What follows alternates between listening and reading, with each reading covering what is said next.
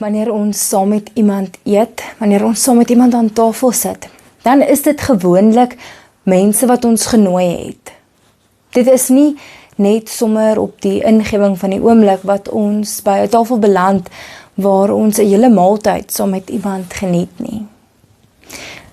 Meeste van die kere is dit 'n goed deurdenkte besluit wie aan daardie tafel sit. Die mense saam met wie ons eet, kies ons nogals versigtig. Daar in Lukas 7, vanaf vers 36, lees ons van Jesus wat aan tafel gaan sit by Simon. Maar dan hoor ons ook van hierdie sondige vrou wat daar aankom. Sy was Jesus se voete, sy salf hom, sy soen hom. En dan word daar vir Jesus gevra hoe hy dit kan toelaat. Besef hy nie wie hierdie vrou is nie. En dan antwoord Jesus deur vir hulle te sê, hierdie vrou se geloof het haar gered. Hierdie vrou het vir my baie meer gedoen as julle. Daardie oomblik is 'n oomblik waar genade gewys word.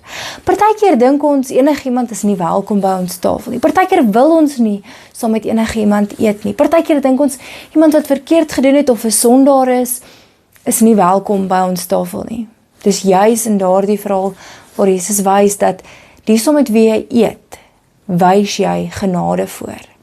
Mag jy onthou dat volgende keer wanneer jy iemand nooi om aan jou tafel te sit, dit dalk iemand is wat jou genade nodig het. Dalk iemand is wat iets van Jesus se genade nog moet leer ken, nog moet ervaar. En mag jy dan besef dat dit ook 'n besluit is wat ons baie ernstig moet oorweeg.